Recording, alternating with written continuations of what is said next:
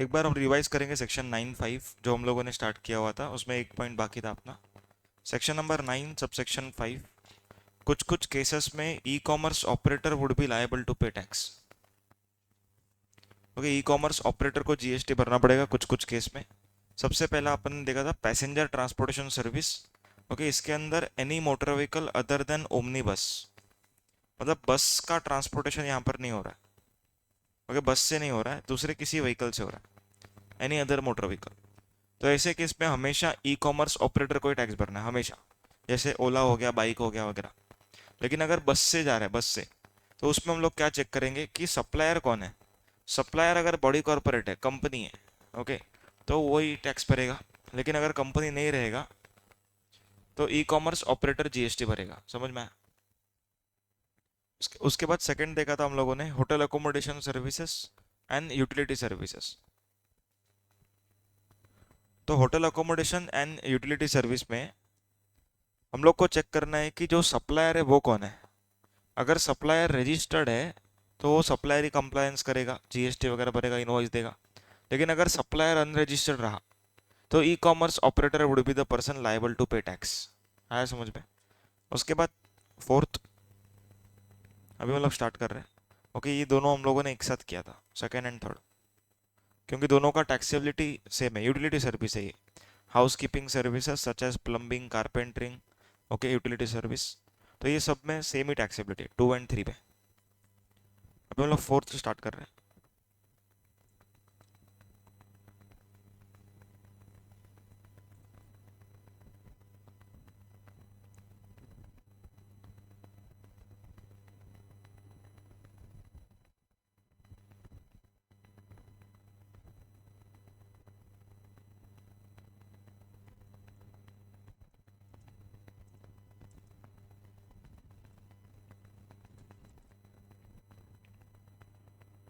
Fourth service is restaurant service.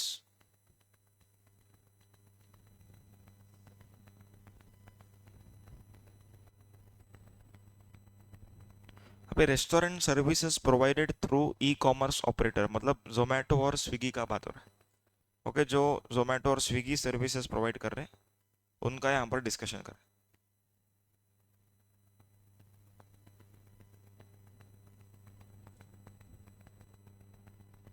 अभी इसमें government ने दो अलग अलग क्लासिफिकेशन किया हुआ है। जैसे हम लोग इसके पहले देख रहे थे बॉडी कॉर्पोरेट है कि नहीं, कभी देख रहे थे रजिस्टर्ड है अनरजिस्टर्ड है। यहाँ पर अलग कुछ क्राइटेरिया। ओके, यहाँ पर कहा जाता है कि restaurant services provided through hotel who provides accommodation services having charges more than 7,500 per day. Okay, ये बाइफर्केशन का पॉइंट है। मतलब ऐसा होटल जो रेस्टोरेंट सर्विस भी देता है एंड अकोमोडेशन सर्विस भी देता है, एंड अकोमोडेशन का चार्जेस कितना है बोला है? 7,500 पर डे से ज़्यादा। एग्जाम्पल ताज होटल। ओके, अभी ताज होटल में खाना भी मिलता है, लेकिन ऑब्वियसली वो जोमेटो पे होगा ही नहीं शायद से। ठीक है, रिनाइसेंस होटल ये भी नहीं होगा, मतलब बड़े बड़े होटल चाहिए। अगर मान के चलो कि वो लोग जोमेटो पे है भी, तो भी गवर्नमेंट क्या बोलता है, अगर जोमेटो के थ्रू रेस्टोरेंट सर्विसेज दिया गया है by such hotels, then Zomato को जीएसटी भरने को नहीं बोलेंगे, क्योंकि ये होटल्स बहुत बड़े हैं। ओके, ये लोग खुद से कंप्लायंस कर सकते हैं। ओके, तो ऐसा होटल रहेगा जो रेस्टोरेंट सर्विस प्रोवाइड कर रहा है, लेकिन वहां पर रहने का चार्जेस कितना है? 7,500 पर डे से ज़्यादा है। तो ऐसे केस में जीएसटी कौन भरेगा? Hotel itself. GST will be paid by hotel.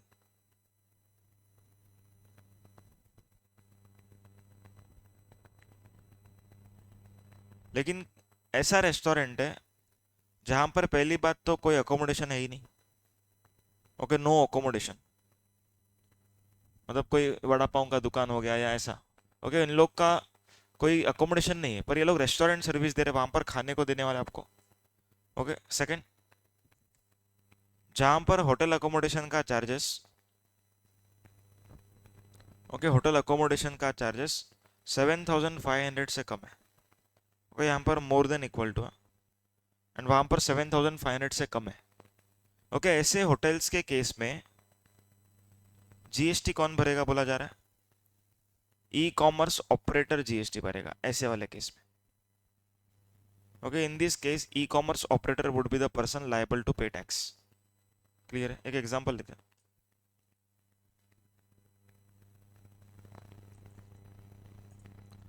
मान के चलो कि ए करके एक होटल है, ये जोमेटो है, एंड यहाँ पर आप लोगों ने कुछ फूड ऑर्डर किया है जोमेटो से। ओके, कुछ फूड ऑर्डर किया जोमेटो से, 500 रुपये का कुछ प्रोडक्ट। ओके, तो जोमेटो ने आपको 500 रुपीज चार्ज किया, प्लस 5% जीएसटी भी ये लोग ही चार्ज करेंगे। ओके, तो 25 रुपये का जीएसटी रहेगा, ये लोग जीएसटी चार्ज करेंगे, टोटल हो जाएगा 525।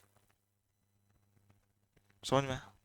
मतलब जोमेटो को आपने कितना पेमेंट किया? 525 रुपीज का पेमेंट किया। अभी जोमेटो क्या करेगा? जोमेटो को जीएसटी भरने का। ओके, तो ये 525 में से 25 तो पहले खुद रख लेगा क्योंकि इसको जीएसटी भरना है। तो 525 माइनस 25। ओके, ये जीएसटी का कट कर दिया। ओके, जीएसटी हो गया। उसके बाद ये क्या माइनस करेगा? ओके, खुद का कमीशन माइनस करेगा। ओके, क्योंकि उसके वेबसाइट पे या तो उसके ऐप के थ्रू बुकिंग हुआ है, तो फिर यहाँ पर कट करना पड़ेगा उसको कमीशन। अज्यूम करते कि 10% कमीशन, तो 500 का 10%। ओके, 50 रुपीज कमीशन रहेगा इसका। ओके, एंड 9 रुपया कमीशन के ऊपर GST. Okay, GST on commission. आ रहा है पॉइंट समझ में? सो नेट जितना भी आंसर आएगा उतना रेमिट किसको करेगा? ये होटल को रेमिट करेगा। क्लियर है? कितना आ रहा है? 441। ओके, 441 ये होटल को रेमिट करेगा, एंड जीएसटी जोमेटो दो जगह पर पे करेगा, मतलब कि दो रीजंस की वजह से पे करेगा। एक तो सेक्शन नंबर 95 का लायबिलिटी, ओके, 25 रुपीज, एंड दूसरा ओके 91 का, दैट इज कमीशन के ऊपर जीएसटी 9 रुपीज। समझा पॉइंट? अभी प्रैक्टिकल लाइफ में होटल को आईटीसी नहीं मिलता है। ओके, जो लोग होटल रन करते हैं उन लोग को आईटीसी किसी भी चीज का नहीं मिलता है, किसी भी चीज का, क्योंकि उनका रेट ही 5% रखा है, 5% विदाउट आईटीसी। ओके, पहले 18% हुआ करता था, लेकिन होटल वगैरह में वो लोग क्या करते हैं, कैश में पैसा लेते हैं बहुत सारा, तो वैसे ही वो लोग चोरी करने वाले, तो उन लोग को रेट ऑफ जीएसटी कम कर दिया और आईटीसी ना बोल दिया। एंड इनको वैसे भी आईटीसी ज़्यादा होता नहीं है। ओके, जो वेजिटेबल खरीदा, आटा वगैरह खरीदा, ओके, तो इसके ऊपर तो कुछ इतना रहता नहीं है, लेकिन फिर भी इन लोग का रेट ऑफ जीएसटी कम कर दिया तो आईटीसी ना बोल दिया। नहीं तो ऐसा कर सकते थे, रेट ऑफ जीएसटी 18%, आईटीसी भी लो, पर ये लोग जीएसटी भर ही नहीं रहते इतना। ओके, और आईटीसी इनके पास बैलेंस पड़ा हुआ रहता था, तो गवर्नमेंट ने क्या कर दिया, रेट ऑफ जीएसटी कम कर दिया एंड आईटीसी मना कर दिया। तो प्रैक्टिकली होटल के सर्विसेज पर, दैट इज रेस्टोरेंट के ऊपर जीएसटी का रेट कितना है? 5% विदाउट आईटीसी। ओके, ये इंपॉर्टेंट, विदाउट आईटीसी, कुछ आईटीसी मिलने वाला ही नहीं है लोग को।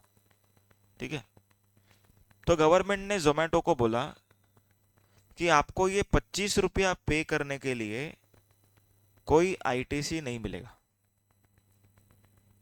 नहीं तो it would B unfair with hotels. बराबर ना? तो जोमेटो को क्या बोला है कि देखो, अगर होटल होता आपके जगह पे, वो भी जीएसटी कैश में ही भरता, आईटीसी बिना यूज करे, मतलब कैश में ही भरता। तो यहाँ पर भी वही होने वाला है, यहाँ पर भी ये 25 रुपया जो है ये जोमेटो को कैश में भरना पड़ेगा। Okay, to be paid in cash, मतलब ITC is not available. Okay, Zomato को आईटीसी नहीं मिलेगा टू पे दिस 25 रुपीज। समझा पॉइंट? ये 9 रुपए को पे करने के लिए जोमेटो कैन यूज आईटीसी। क्या आईटीसी रहेगा जोमेटो के पास?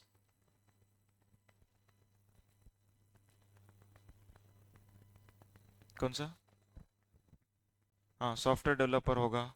ओके, या तो फिर जो लोग शर्ट खरीदते हैं, ओके, जोमेटो वाला शर्ट, फिर वो सेलो टेप खरीदते हैं, ओके, बाइक्स खरीदते हैं अलग अलग डिलीवरी का, तो वो सब चीज़ों का आईटीसी जोमेटो किसके लायबिलिटी के सामने यूज़ कर सकता है? कमीशन के लायबिलिटी के लिए। ओके, कमीशन के ऊपर जो जीएसटी लायबिलिटी है उसको पे करने के लिए यूज़ कर सकता है, लेकिन रेस्टोरेंट के लायबिलिटी को पे करने के लिए यूज़ नहीं कर सकता, क्योंकि रेस्टोरेंट को तो वैसे भी कैश में भरने का था। तो गवर्नमेंट बोलता है जोमेटो को भी कैश में ही भरना पड़ेगा, दोनों को हम लोग सेम रखेंगे। ओके, नहीं तो फिर रेस्टोरेंट वाले बोलेंगे कि हम जोमेटो से ही बेचते फिर। ओके, हमको भी जीएसटी नहीं भरना है, उसको भी आईटीसी मिल रहा है। क्लियर? कौन सा? हाँ, वो डिलीवरी चार्जेस के लिए। ओके, जोमेटो क्या करता है, डिलीवरी चार्जेस आपसे कलेक्ट करता है एंड वो डिलीवरी बॉय को दे देता है। तो Zomato is not paying GST on delivery charges. तो इस वजह से गवर्नमेंट ने नोटिस भेजा जोमेटो को कि आप कस्टमर से ले रहे हो तो आपको जीएसटी कलेक्ट करना पड़ेगा डिलीवरी के ऊपर। आप ऐसा नहीं बोल सकते कि एम्प्लॉय को दे रहे तो फिर जीएसटी नहीं भरेंगे। कलेक्ट तो सप्लायर ने किया ना, फिर वो डिस्ट्रीब्यूट करे या कुछ भी करे, जीएसटी तो भरना पड़ेगा ना। आया समझ में? हाँ, अभी उसके ऊपर भी जीएसटी। अभी जैसे क्लासेस है, ओके, वो लोग आपसे चार्ज करते पर मुझे भी कुछ शेयर देते हैं। तो वो लोग अगर आपको चार्ज कर रहे हैं तो आपको पूरा जीएसटी उनको देना पड़ेगा। ओके, क्लासेस वाले ये स्टैंड नहीं ले सकते कि ये तो फैकल्टी को देने वाले हैं, तो इसके ऊपर आप फैकल्टी से लो। एंड फैकल्टी बोलेगा मेरा टर्नओवर 20 लाख से कम है, तो गवर्नमेंट का रेवेन्यू लीकेज हो रहा है ना उधर। तो ग्रॉस अमाउंट के ऊपर ही जीएसटी है। समझा बात? डिलीवरी चार्जेस को मिला के। सबको क्लियर है ट्रांजेक्शन? ओके, एक बार और रिपीट कर रहा हूँ। ओके, जोमेटो से अगर हम लोगों ने कुछ बुक किया खाना पीना, तो यहाँ पर जो भी प्राइस रहेगा +25, मतलब यहाँ पर 5% जीएसटी ऐड होएगा।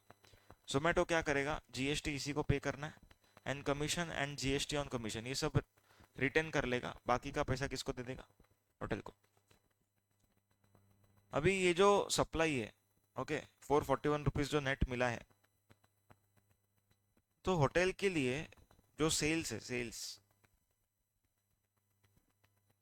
ओके, होटल के पॉइंट ऑफ व्यू ये जो सेल है ये एग्जेम्प्ट सेल माना जाएगा।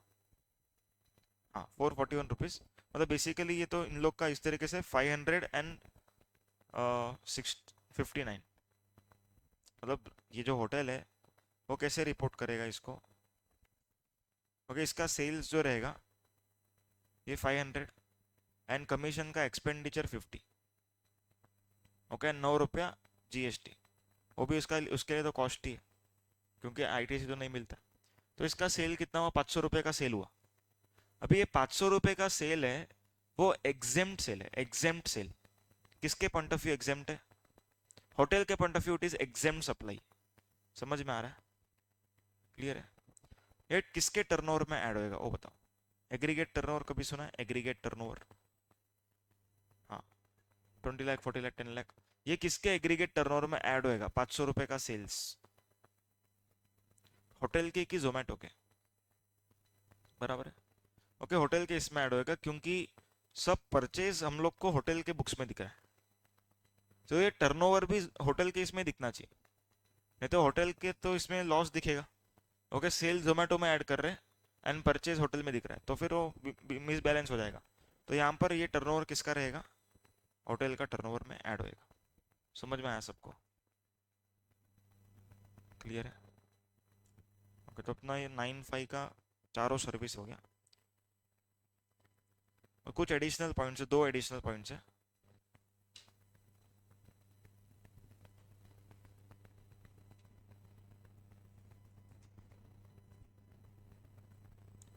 If e-commerce operator does not have physical presence, okay, if e-commerce operator does not have physical presence, मतलब कि उसने खाली एक ऐप बनाया और छोड़ दिया इंडिया में। ओके, वेबसाइट बनाया, इंडिया में लॉन्च कर दिया, कोई फिजिकल ऑफिस ही नहीं है, तो ऐसे केस में क्या करना पड़ेगा? ऐसे केस में उसके रिप्रेजेंटेटिव को टैक्स भरना पड़ेगा। क्लियर है? मतलब उन लोग को एक रिप्रेजेंटेटिव अपॉइंट करना पड़ेगा इंडिया में फॉर पेमेंट ऑफ टैक्स। लेकिन अगर वो रिप्रेजेंटेटिव भी नहीं है तो फिर एक एजेंट अपॉइंट करना पड़ेगा, एक पर्सन अपॉइंट करना पड़ेगा for making payment of tax. Okay, एक पर्सन अपॉइंट करना पड़ेगा for making payment of tax. आया समझ में? He shall appoint a person to pay tax. Okay, same अपना OIDR सर्विस में भी था। Okay, Google ad, Amazon Prime. Okay, इन लोगों को भी टैक्सेस ऐसे ही पे करना होता है। फिजिकल प्रेजेंस रहेगा तो ठीक है, नहीं रहेगा तो अपॉइंट करो। समझा सबको? तो अपना 9-5 हो गया।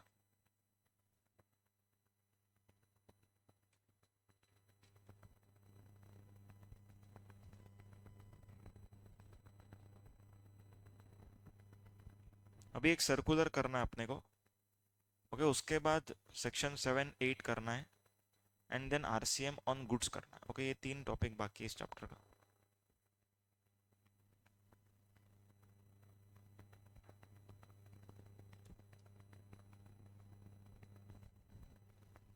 अभी ये सर्कुलर करवा रहा हूँ।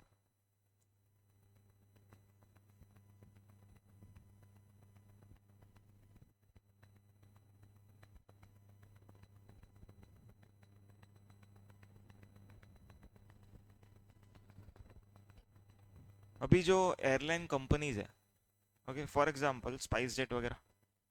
ओके, एक रहता है airline operator. Okay, airline operator, समझो MIAL। ओके, अपना Mumbai international airport limited.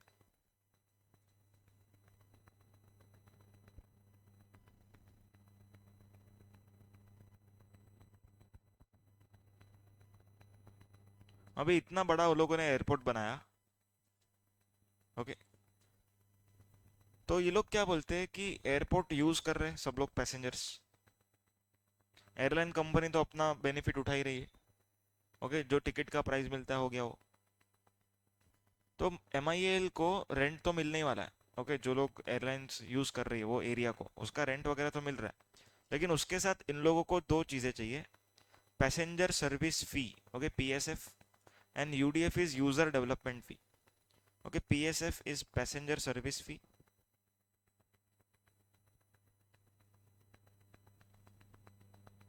And UDF is user development fee. मतलब ये दो फीस चाहिए। किससे चाहिए ये फीस? नहीं, पैसेंजर से चाहिए। किससे चाहिए? पैसेंजर से। अभी MIAL जो है वो डायरेक्टली पैसेंजर से कांटेक्ट में आ ही नहीं सकता। ओके, वो तो एयरलाइन कंपनी से कांटेक्ट में रहेगा।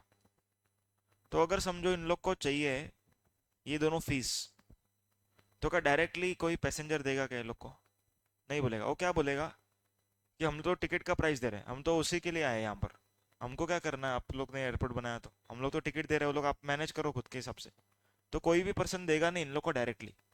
तो ये लोग होशियार है, ये लोगों ने क्या बोला, एयरलाइन कंपनी को बोला कि आप लोग जो टिकट में जो भी आपका प्राइस एंड GST चार्ज करते हो, उसके ऊपर क्या चार्ज कर लो, ये दोनों फीस चार्ज करो। ओके, एयरलाइन कंपनी को क्या बोला, जो भी पैसेंजर आएगा उसको टिकट का प्राइस तो आप बोलने वाले हो, समझो 8,000 रुपया। ओके, इसके ऊपर GST 18% से 1440। अभी इसके बाद आपको क्या चार्ज करना पड़ेगा?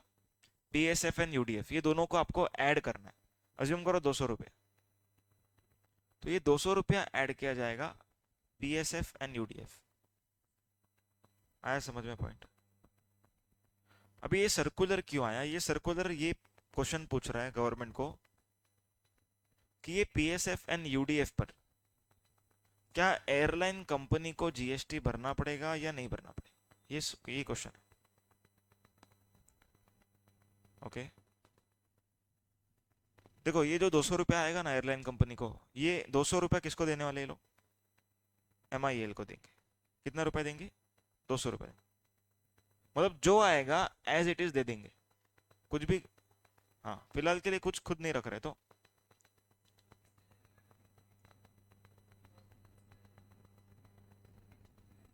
नहीं नहीं, प्रिंसिपल एजेंट पर वो गुड्स नहीं है ना।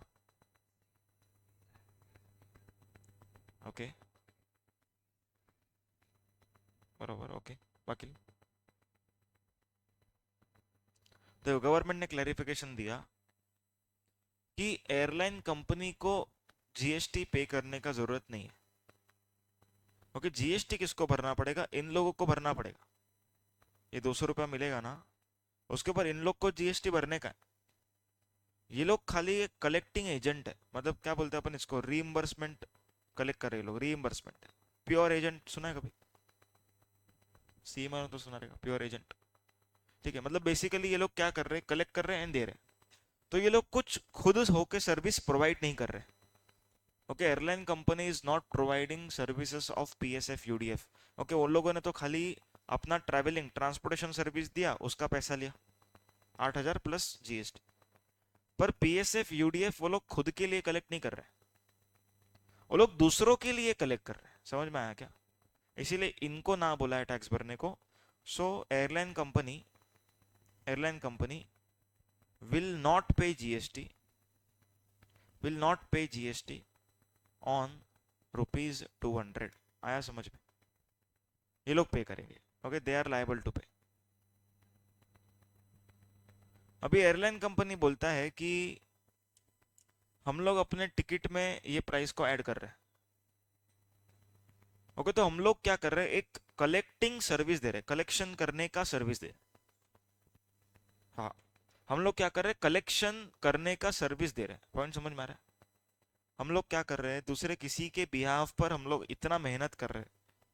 ओके, एमआईएल को तो मस्त मिल गया 200-200 रुपये अपने से, लेकिन ये मेहनत से कलेक्ट कौन कर रहा है, हम कर रहे हैं। तो हमने बोला, दैट इज एयरलाइन कंपनी ने बोला एमआईएल को, हम लोगों को 20 रुपया देना।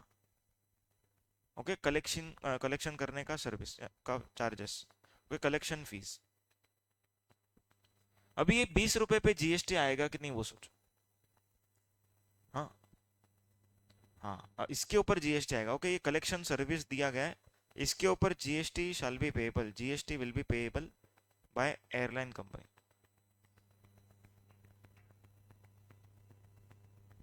सबको समझ में आया क्या?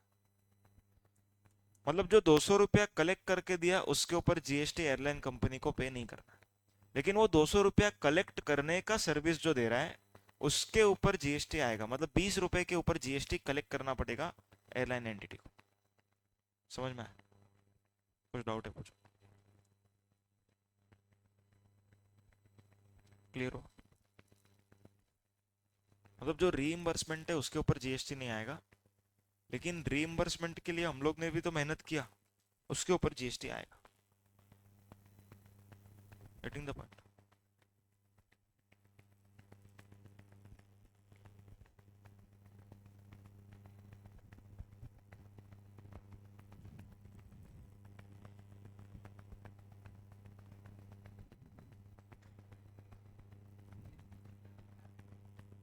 रीइंबर्समेंट मतलब कि वो वैल्यू ऑफ सप्लाई में ऐड नहीं होएगा।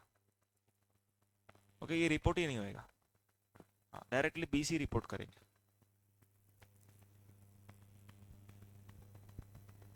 हाँ, इन एमआईएल पे करेगा, इंक्लूडिंग मान के, इंक्लूडिंग मान के, हाँ, इंक्लूडिंग मान के पे करेगा। नहीं तो वो लोग क्या बोलेंगे, 236 रुपया कलेक्ट कर लो। ओके, 236 रुपया कलेक्ट करो, ताकि हम इंक्लूडिंग करेंगे तो 200 प्लस जीएसटी, ऐसा आना चाहिए आंसर फिर। हाँ, थोड़ा उन लोग के जेब से जाएगा, मतलब कि मार्जिन कम होएगा ऐसा लग रहा है अपने को। 200 डिवाइड बाय 118 इंटू 18 ऐसे जीएसटी कैलकुलेट करेगा एमआईएल। देखो, अलग से ऊपर से पे किया तो भी चलेगा, लेकिन वो लोग ऊपर से पे नहीं करेंगे क्योंकि कलेक्ट ही नहीं किया, वो बोलेंगे, तो इंक्लूडिंग मानेंगे। हाँ, रिकन्सिलेशन, क्योंकि एयरलाइन एंटिटी के उस इनकम साइड पे भी दिखेगा, एक्सपेंस साइड पे भी दिखेगा, दोनों साइड पे दिखेगा। तो टर्नओवर में अपने को लिखना पड़ेगा रीइंबर्समेंट की वजह से ही डिफरेंस है एयरलाइन कंपनी, क्योंकि वो सर्विस देने का पैसा। हाँ, 20 प्लस 3.6, 23.6 रुपीज एम आई एयरलाइन कंपनी एमआईएल से लेगी। देखो, 20 रुपया सर्विस का चार्जेस है ना, प्लस जीएसटी 18%। तो एयरलाइन कंपनी को जीएसटी भी मिलेगा इस सर्विस पर। ओके, तो एयरलाइन कंपनी को जीएसटी भरना पड़ेगा 3.6 on this fees and 1440 on it's transportation service.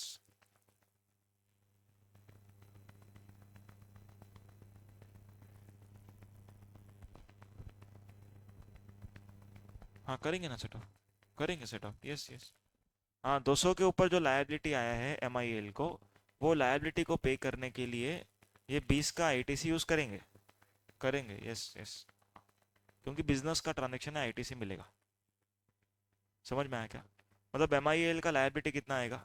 Okay 200 divide by 118 into 18, तो ये लायबिलिटी है, माइनस 3.6। 3.6 क्या है? कलेक्शन फीस का ITC।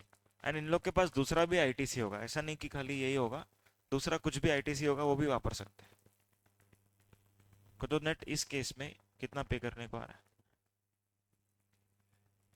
कितना? 26.9। क्लियर है सबको? समझा है?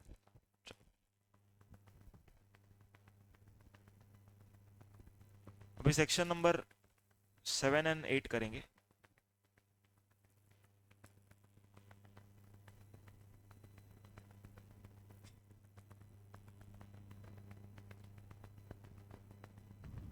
सेक्शन नंबर 7,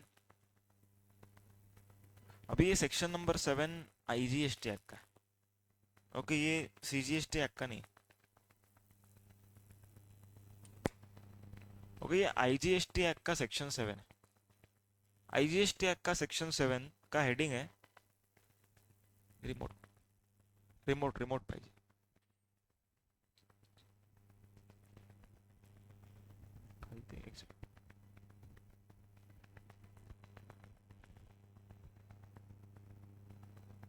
हे जे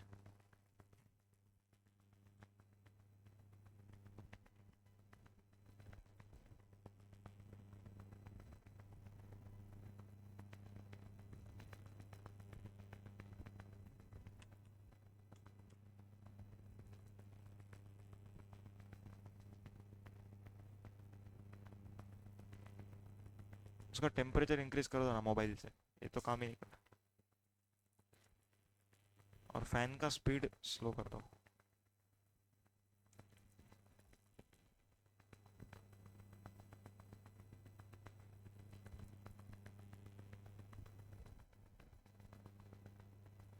थर्टी पे हो? 30 पे है क्या? नहीं 30 पे मत करो उसको, 25 पे रखो, लेकिन फैन का स्पीड स्लो करो। हाँ हाँ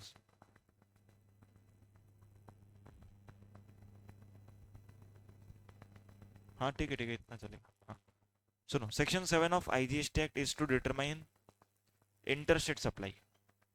ओके सप्लाईज इंटरस्टेट कब माना जाएगा वो हम लोग यहाँ पर सीख रहे हैं। Section number 7 subsection 1 and section 7 subsection 2। Okay ये जो दो सेक्शंस है, ये दो सेक्शंस गुड्स के लिए। ओके दोनों गुड्स के लिए। सेक्शन 7.3 एंड 7.4 ये दोनों सर्विस के लिए। ओके 7.1 7.2 गुड्स के लिए, 7.3 7.4 सर्विस के लिए, एंड 7.5 अलग से है। ओके जो एक्सपोर्ट वगैरह के केस का बात करेंगे। ओके एक एक सेक्शन अभी समझेंगे।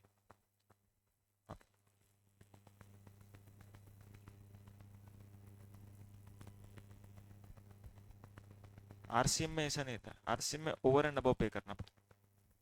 नहीं RCM में ओवर एंड अबव, अगर आपने मेरे को 100 रुपया दिया, ओके तो आपको 100 पे GST भरना पड़े। नहीं RCM है ना वो, तो सामने वाले से नहीं ले सकते, आपके जेब से जाना चाहिए। ओके RCM में अपने जेब से जाना चाहिए, FCM में हमको सामने वाले से कलेक्ट करने का राइट है। Okay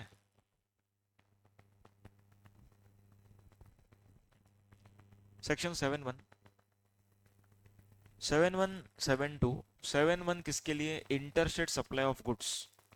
7.2 is for import of goods. 7.3 is for interstate supply of service. 7.4 is for import of service. Okay मतलब 7.1 एंड 7.3, ओके ये दोनों इंडिया के अंदर के ट्रांजेक्शन के लिए। ओके इंडिया के अंदर। लेकिन 7.2 एंड 7.4 ओके, ये दोनों बाहर से जब गुड्स इंडिया में आ रहा है या तो बाहर से जब सर्विस इंडिया में आ रहा है, उसके लिए 7.2 और 7.4 है। समझ में आ रहा है सेक्शन किस तरीके से बना? ओके, 7.1 जो है वो गुड्स के लिए है जिसका मूवमेंट इंडिया के अंदर। Okay, 7.3 is for services.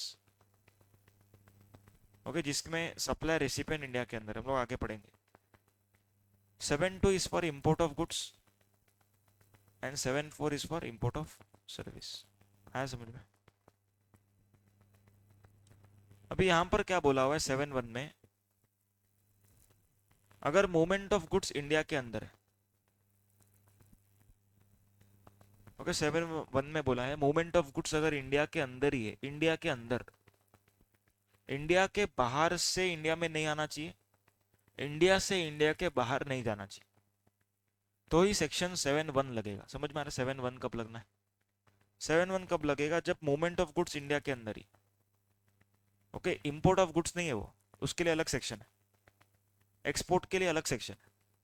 तो इंडिया के अंदर के लिए कौन सा सेक्शन है? 7.1। 7.1 में बोला है कि मूवमेंट इंडिया के अंदर जब भी रहेगा, okay, and LOS and POS, ये दोनों अलग स्टेट रहेगा, अलग स्टेट्स, या तो एक स्टेट एक यूनियन टेरिटरी, या तो दोनों अलग यूनियन टेरिटरी। ऐसे केस में इसको इंटर स्टेट सप्लाई माना जाएगा। समझा क्या बोला? वापस से रिपीट कर रहा हूँ, जब भी मूवमेंट इंडिया के अंदर होगा, ओके, मूवमेंट इंडिया के अंदर होगा, and LOS and POS, okay, ये दोनों डिटरमाइनिंग फैक्टर है। Okay, LOS and POS is the determining factor. Okay, location of supplier and place of supply. Location of supplier मतलब जहां पर सप्लायर रजिस्टर्ड है, एंड प्लेस ऑफ सप्लाई ये अपने को अलग से एक चैप्टर आएगा, उसमें डिटरमाइन करने को सीखने मिलेगा। क्लियर है क्या?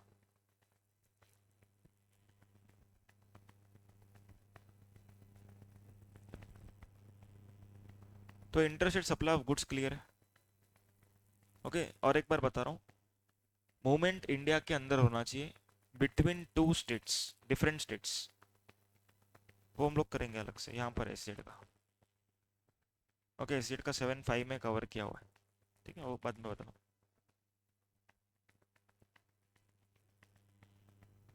तो मूवमेंट इंडिया के अंदर होना चाहिए बिटवीन टू डिफरेंट स्टेट्स और टू डिफरेंट यूनियन टेरिटरीज और one state and one union territories. Clear है क्या? तो क्या माना जाएगा वो ट्रांजेक्शन को?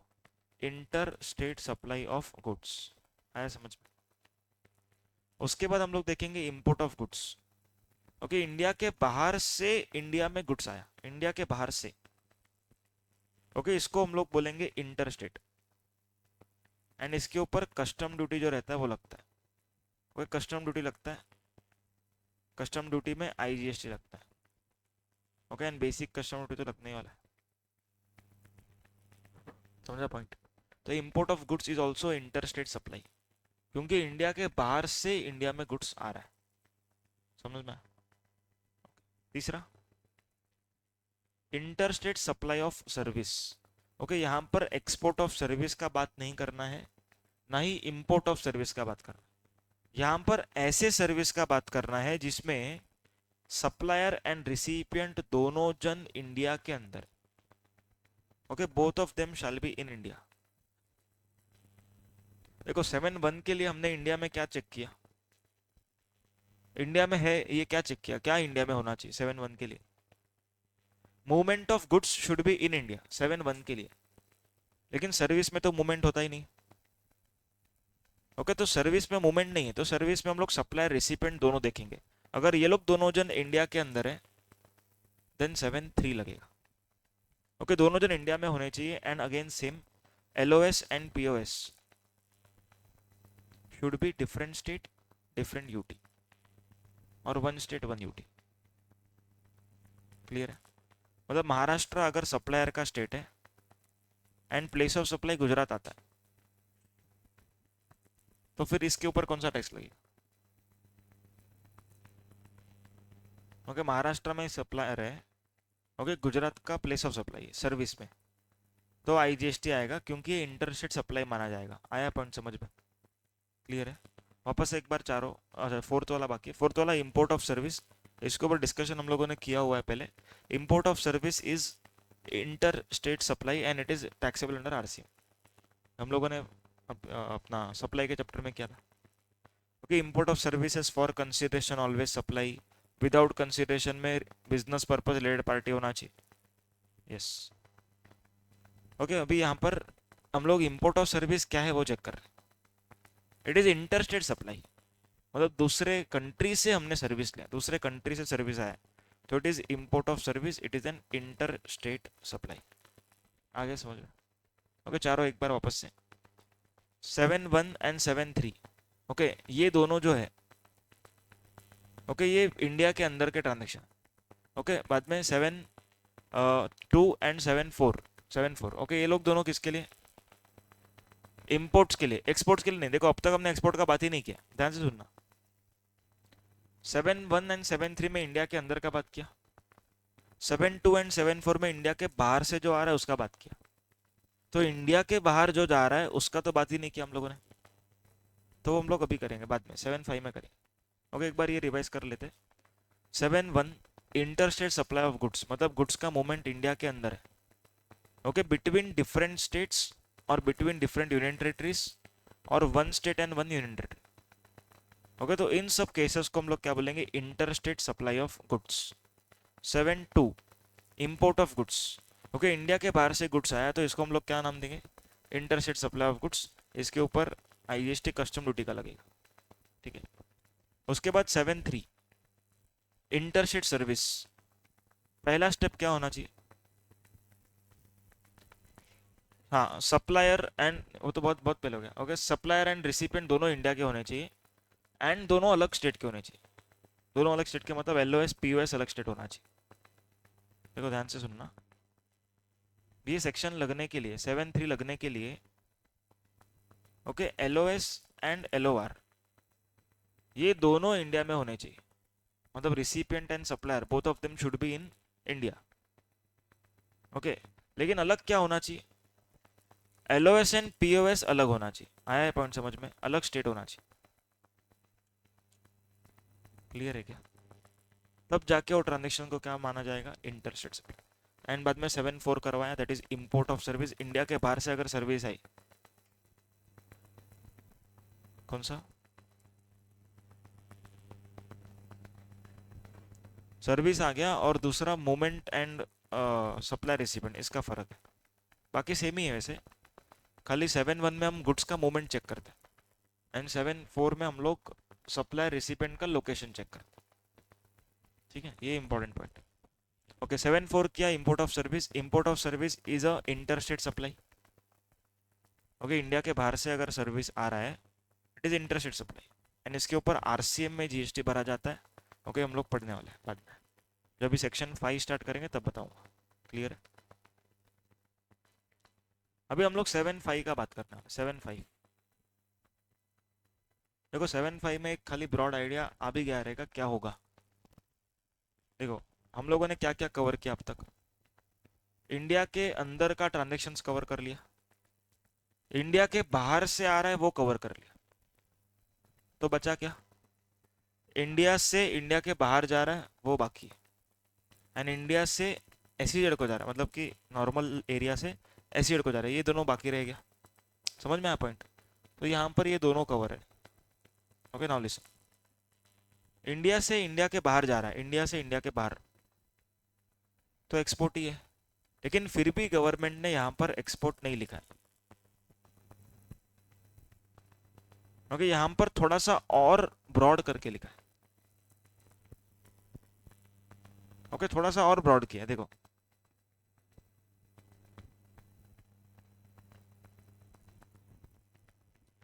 7.5 ए में, ओके हम लोग यहाँ पर सुनना चाहते थे एक्सपोर्ट। ओके, हम लोग यहाँ पर export of goods and export of service सुनना चाहते थे, पर गवर्नमेंट ने हम लोग को ये नहीं सुनाया। ओके, गवर्नमेंट ने हम लोग को कुछ दूसरा बताया, okay which would be more wider than this. Okay, अभी सुनो, गवर्नमेंट ने क्या बोला वो हम लोग डिस्कस करें। गवर्नमेंट ने बोला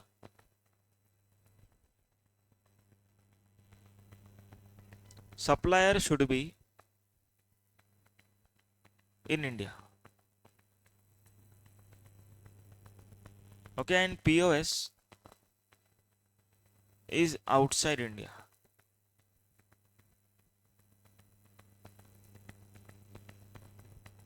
ऐसे ट्रांजेक्शन को हम लोग 75A में कवर करें। ओके, क्या बोला देखो, सप्लायर इंडिया का होना चाहिए एंड पीओएस इंडिया के बाहर होना चाहिए। समझा पॉइंट? अभी ये होता ही एक्सपोर्ट के केस में, क्योंकि इंडिया से अगर इंडिया के बाहर हमने कुछ गुड्स भेजा तो इंडिया का सप्लायर हुआ, रिसिपेंट किधर का हुआ, आउटसाइड इंडिया का, that is place of supply बाहर होएगा। या तो गुड्स बाहर जा रहा है तो गुड्स का location is the place of supply. तो ये दोनों केसेस एक्सपोर्ट के केसेस में फुलफिल कर लेगा ऑटोमेटिकली, ऑटोमेटिकली। क्लियर है? इसको क्या माना जाएगा? Interstate supplies. मतलब इन सिंपल वर्ड्स एक्सपोर्ट्स को ये लोग इंटरस्टेट बोल रहे हैं, लेकिन डायरेक्टली नहीं बोल रहे, अलग तरीके से बोल रहे हैं। मगर अभी अलग से क्यों बोला, क्या रीजन है अलग से बोलने?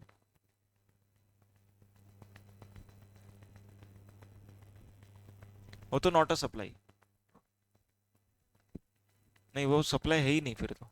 हाँ, सप्लायर इंडिया में होना चाहिए, पर वो पहली बात तो सप्लाई होना चाहिए तो ही हम इंटरस्टेट सप्लाई की बात कर रहे हैं। अगर वो कोई एक्टिविटी सप्लाई है ही नहीं, तो अगर हम लोग इंडिया से इंडिया के बाहर इंडिया के बाहर से इंडिया के बाहर भेज रहे हैं तो it is not a supply. कौन सा ट्रांजेक्शन एंड क्यों इस तरीके का प्रोविजन बना है?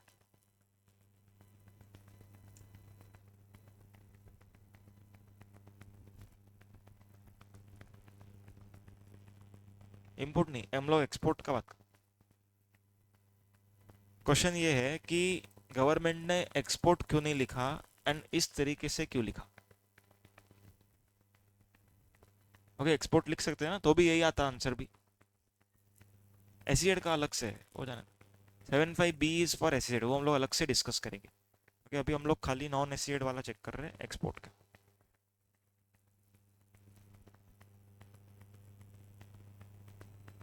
नहीं, एक्सपोर्ट ऑफ गुड्स का अलग डेफिनेशन है, एक्सपोर्ट ऑफ सर्विस का भी अलग डेफिनेशन।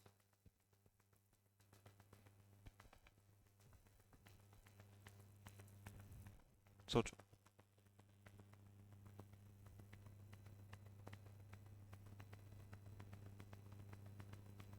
क्वेश्चन समझा?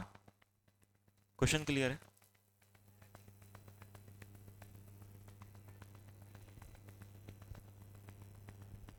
नहीं, थॉट प्रोसेस बराबर है आपका, डायरेक्शन बराबर है, सोचने का डायरेक्शन बराबर है। ओके, सुनो अभी मैं बताता हूँ। अभी एग्जाम्पल, हम लोग एक्सपोर्ट ऑफ सर्विस का बात करते हैं। वो एक्सपोर्ट ऑफ सर्विस होने के लिए कुछ कंडीशंस है।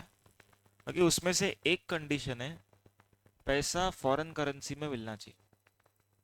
ओके, खाली एक एक कंडीशन, टोटल 5 कंडीशन है, खाली एक कंडीशन याद रखो अभी के लिए।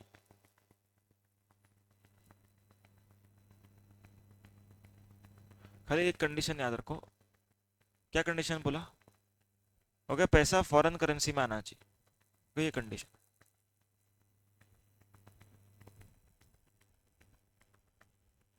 मान के चलो कि सप्लायर इंडिया का है। Okay, supplier India. Okay, location of recipient US है, दैट इज पीओएस। पीओएस भी यूएस है। मतलब सेक्शन 7 अपना एक्सपोर्ट ऑफ सर्विस के लिए अपने को क्या चाहिए था? ये तो दोनों बराबर है, और एक चीज क्या चाहिए था? फॉरेन फॉरेन करेंसी में पैसा मिलना चाहिए। लेकिन यूएस वाला पार्टी क्या बोलता है, मेरे को इंडिया से कुछ पैसा मिलने वाला था, ओके, मैं उस पार्टी को बोल देता हूँ कि आपको रुपीस दे दे। फिर ध्यान से सुनना, ये ट्रांजैक्शन एक्सपोर्ट नहीं है। क्या ये ट्रांजैक्शन एक्सपोर्ट है क्या? देखो, ट्रांजैक्शन एक्सपोर्ट नहीं है। एक्सपोर्ट होने के लिए क्या चाहिए था? Foreign currency. तो ये एक्सपोर्ट नहीं हुआ। तो अगर गवर्नमेंट यहां पर सिर्फ एक्सपोर्ट लिखती तो ये वाले ट्रांजैक्शंस कहां पर जाते? जगह ही नहीं है। अगर खाली गवर्नमेंट लिखती एक्सपोर्ट ऑफ सर्विसेज 75A में, तो ये वाले ट्रांजेक्शन को कोई जगह ही नहीं मिलती,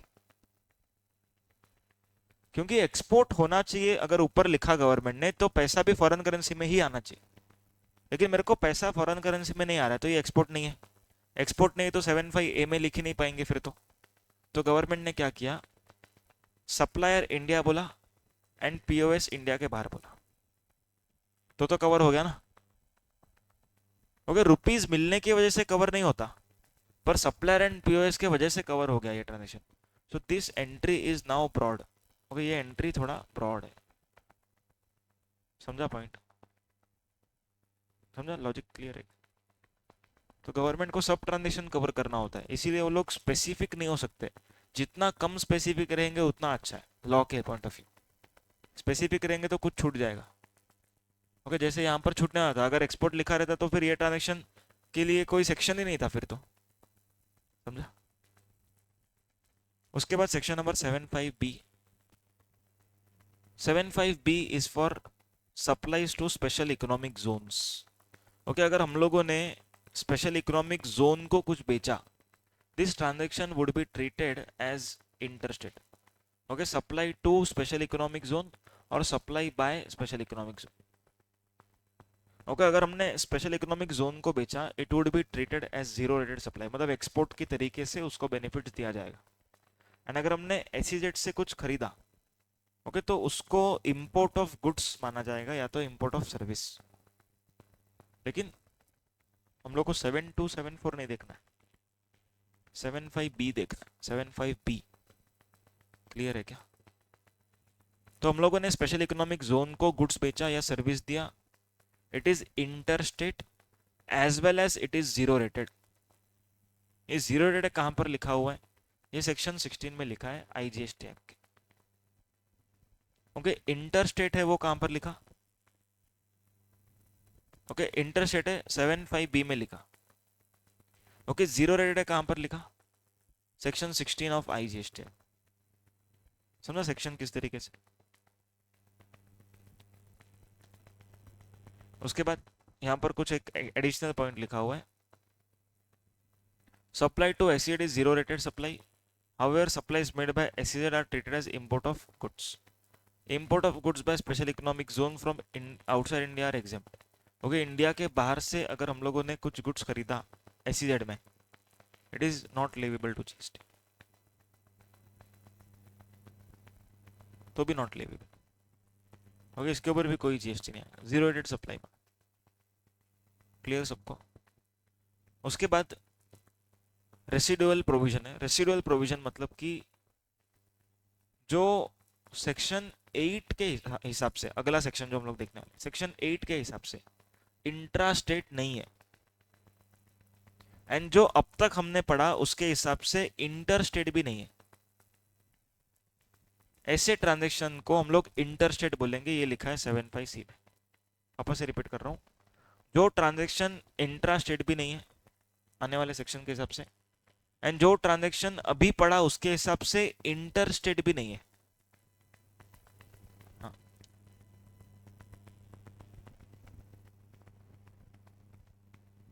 एसईजेड से outside India,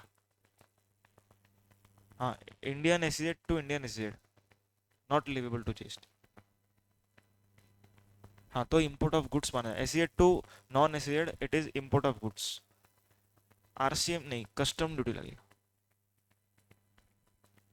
okay, import of goods, अगर समझो स्पेशल इकोनॉमिक जोन से नॉन स्पेशल इकोनॉमिक जोन में गुड्स आया, उसको माना जाएगा इंपोर्ट ऑफ गुड्स।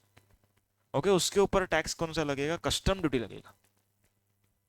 ओके, वो एक्चुअली बॉर्डर रहता है स्पेशल इकोनॉमिक जोन का, तो उसके उसमें क्लियरेंस के लिए अपने को सब डॉक्यूमेंट फाइल करना पड़ता है, ऐसा इजीली हम लोग नहीं मंगा सकते। ओके, वो बिल ऑफ एंट्री वगैरह सब अपने को नॉर्मल जैसे आप इंपोर्ट करते हो ना, सेम टू सेम वैसे ही करना पड़ता है।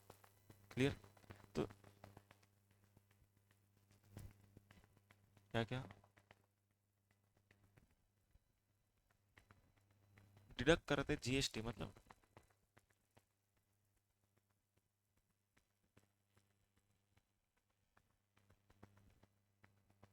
हाँ, सर्विस दिया रहेगा तो करेंगे ना चार्ज। देखो, सर्विस फॉर एग्जांपल दिया, अभी समझो SEZ है बराबर। अभी SEZ अगर इंडिया में किसी को सर्विस दे रहा है, ओके, तो इसमें इंडिया वाले को GST भरना है। हाँ, मतलब इसको इम्पोर्ट ऑफ सर्विस टाइप हम लोग मानते हैं, तो इंडिया वाला GST भरेगा। तो इनवॉइस पे लोग लिख के रखते हैं कि इतना इतना GST भर देना करके। ओके, तो वो रहेगा वो, क्योंकि स्पेशल इकोनॉमिक जोन्स के सेल्स के ऊपर कोई टैक्सेस वैसे नहीं। हाँ, स्क्रैप सेल अगर करते हैं तो भरना पड़ेगा कस्टम ड्यूटी। वो FTP में है, फॉरेन ट्रेड पॉलिसी में, उसमें ऐसा लिखा है देखो। फॉरेन ट्रेड पॉलिसी क्या बोलता है, स्पेशल इकोनॉमिक जोन अगर गुड्स इंडिया के बाहर से इंपोर्ट करता है तो उसको कोई ड्यूटी नहीं भरना है। लेकिन ड्यूटी क्यों नहीं भरना है, वो एक्सपोर्ट के काम में यूज आना चाहिए। अगर बाहर से इंपोर्ट किया और इंडिया के अंदर बेचा तो उसको कस्टम ड्यूटी भरना पड़ेगा और GST भी भरना पड़ेगा। मतलब वो अगर समझो फेंक रहा है, ओके, तो उतने प्रपोर्शन का GST भरना पड़ेगा एंड कस्टम ड्यूटी भरना पड़ेगा। ओके, IGST जो मिला था इंपोर्ट ऑफ गुड्स के टाइम पे, वो उन लोग को भरना पड़ेगा।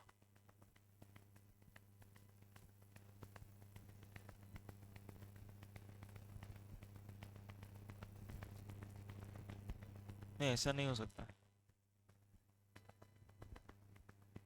नहीं देखो, यहाँ पर इंडिया जिधर भी लिखा है ना, उधर इंडिया का जो डेफिनेशन है वो देखना।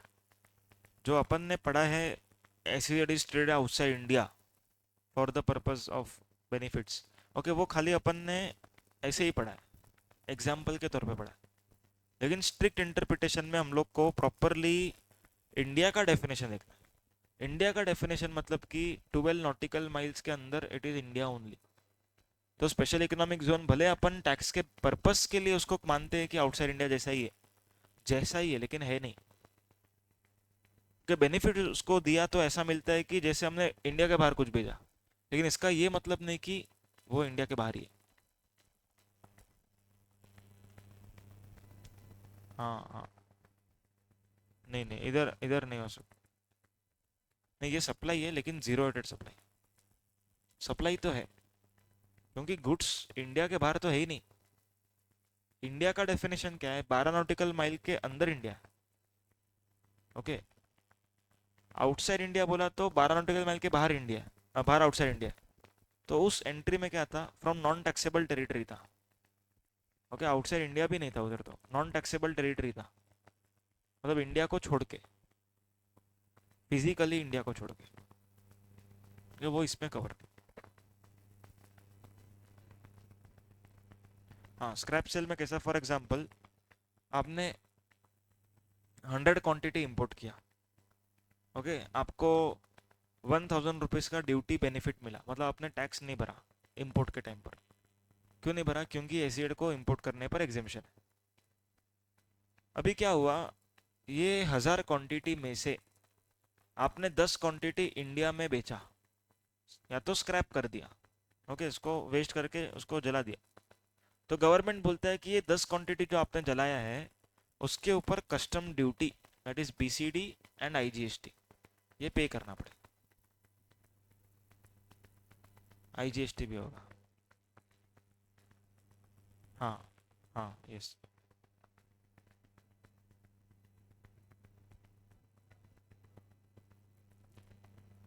हाँ, same same provision, same provision, हाँ सेम। ओके, DTA में सेल करेंगे तो GST भरना पड़ेगा, जो DTA में क्लियर करवा रहा है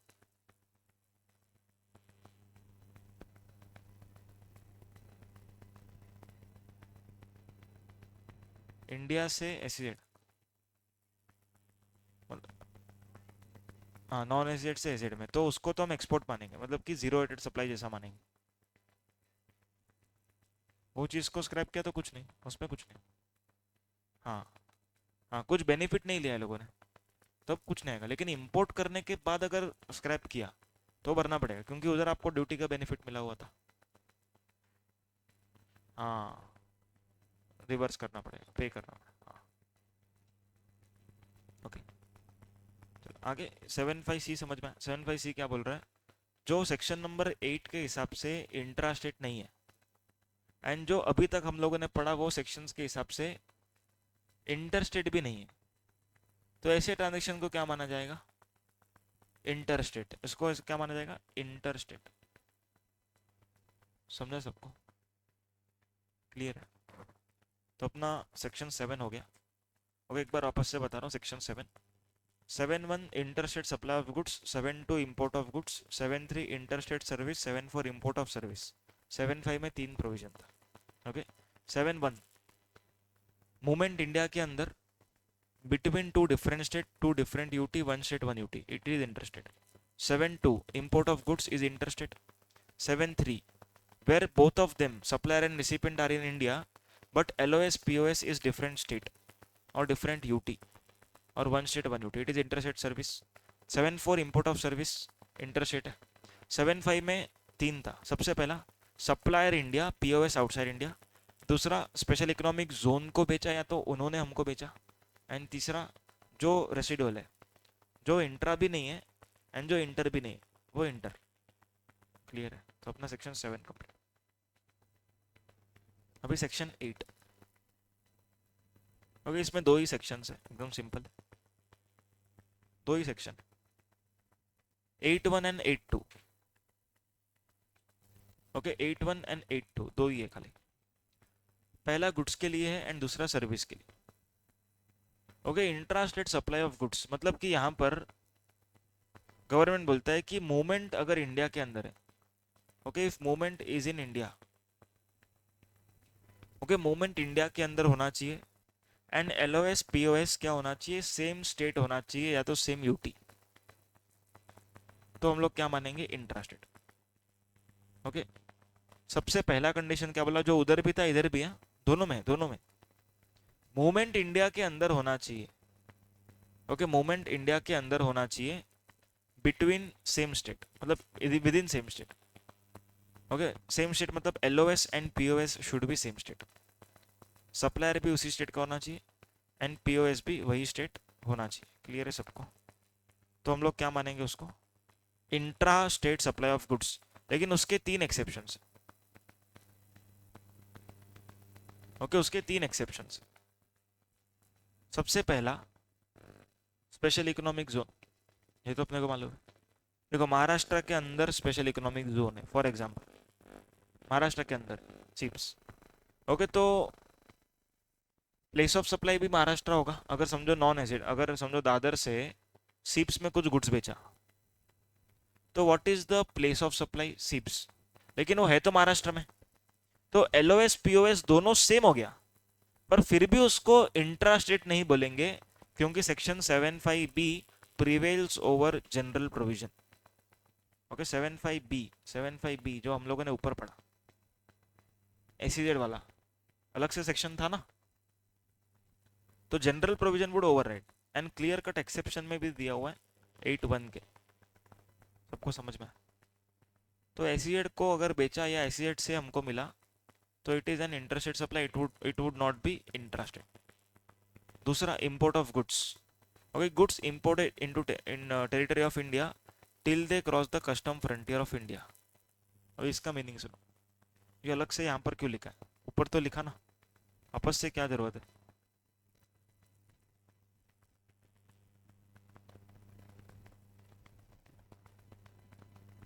देखो, फॉर एग्जाम्पल समझो ये महाराष्ट्र है। ओके, ये इंडिया के बाहर से हम लोगों ने गुड्स को इंपोर्ट किया इस लोकेशन पर। ओके, गुड्स को इंपोर्ट किया,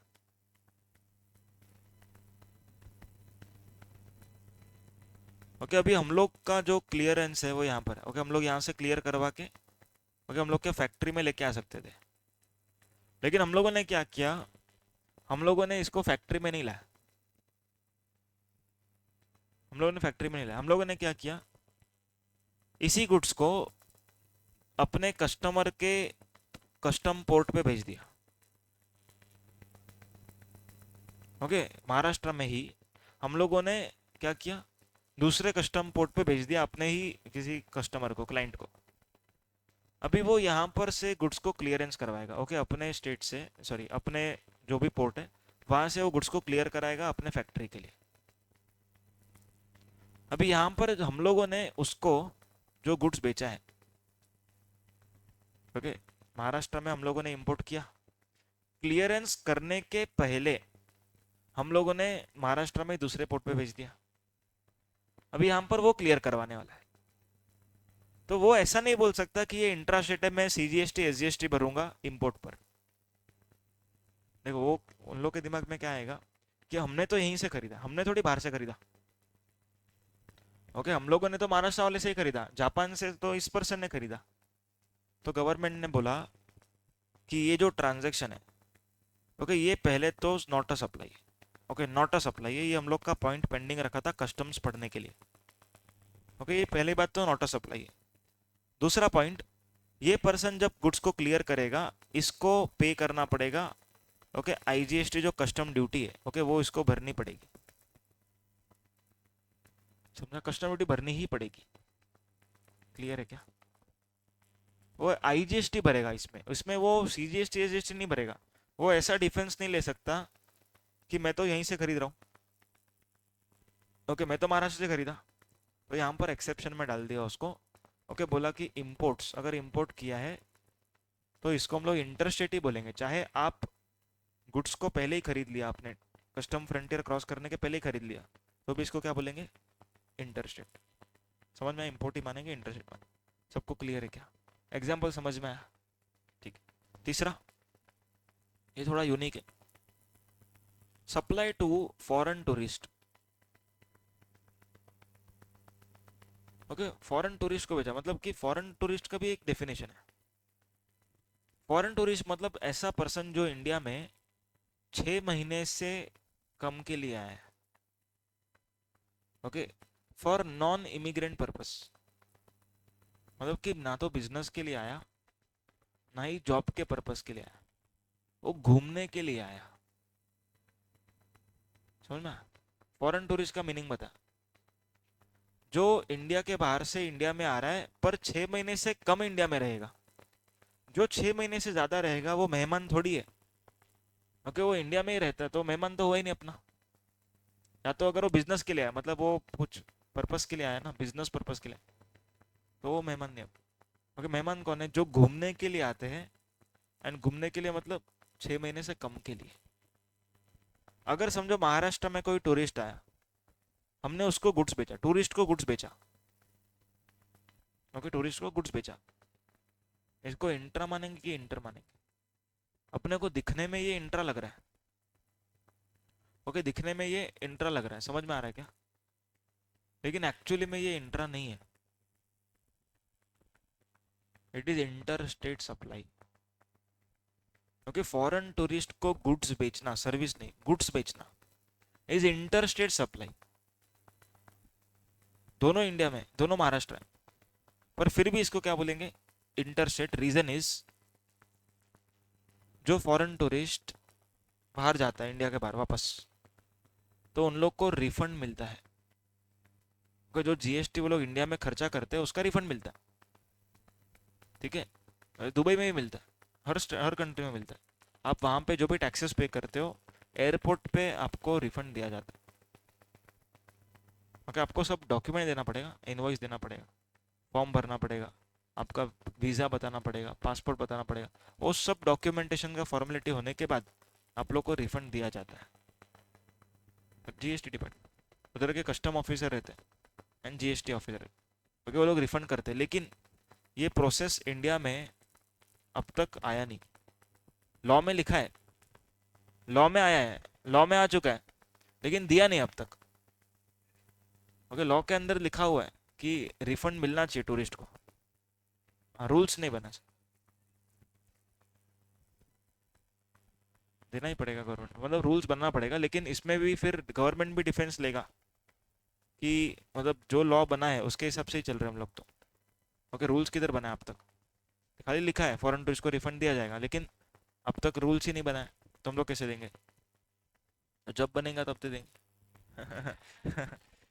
पर इंडिया के बाहर सब रूल्स बराबर हैं। इंडिया के बाहर हम लोग, मैं दुबई गया था 2018 में, ओके, तो उधर मेरे को रिफंड मिला था।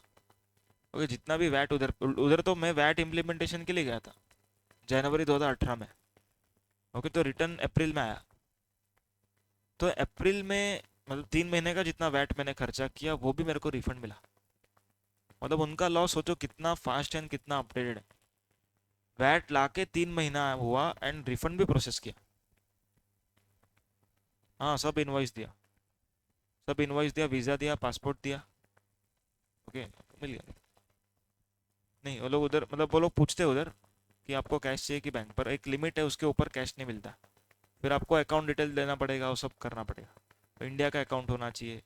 ओके, एनआरई नहीं होना चाहिए, मतलब ऐसा बहुत कंडीशन। क्या क्या? नहीं पर देखो ऐसा नहीं, जीएसटी को रिफंड ही देना है तो कलेक्ट क्यों किया? क्योंकि गवर्नमेंट को नहीं मालूम था कि मैं यहीं पर रहूंगा। अभी हम लोगों ने क्या बोला, 6 महीने से कम इंडिया में रहना चाहिए। अभी जब उसने खरीदा तब उसको लग रहा था कि हम लोग 6 महीने से कम रहेंगे इंडिया में, पर इंडिया इतना पसंद आ गया कि वो 1 साल रह गया, तो अभी रिफंड नहीं मिलेगा। तो टैक्स तो कलेक्ट किया, अच्छा हुआ ना। अगर पहले ही कलेक्ट नहीं करता तो बाद में मेरे को ढूंढना पड़ता उसको। अभी किधर गया वो 6 महीने वाला? आओ सामने आओ। आएगा ही नहीं वो सामने। ओके, तो हम लोग कलेक्ट पहले करेंगे, फिर अगर कंडीशन फुलफिल हुआ तो वापस कर देंगे। आईजीएसटी कलेक्ट करेंगे।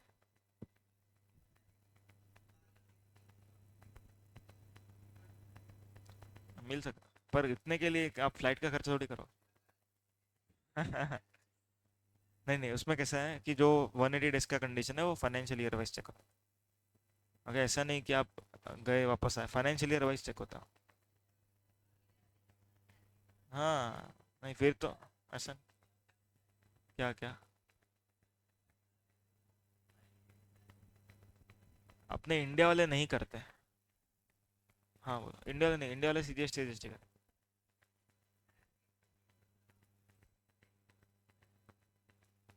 नहीं वो तो बिजनेस, मतलब मैं तो एक एम्प्लॉय था।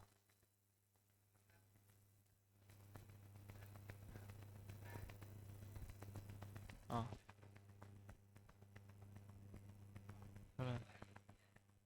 नहीं नहीं, वैट दुबई का। नहीं वो तो मेरा परचेज है ना। हाँ मतलब अगर मेरे को देखो, पहली बात तो टूरिस्ट को रिफंड मिलता है। Tourist is not a business person. अगर मैं वहाँ पे बिजनेस कर रहा हूँ तो मैं टूरिस्ट नहीं हूँ। तो मैं तो एज अ टूरिस्ट परचेज किया था ना वो चीज़ को, मैंने बिजनेस के नाम पे परचेज नहीं किया था। हाँ, वैट नंबर दिया तो मैं बिजनेस हूँ।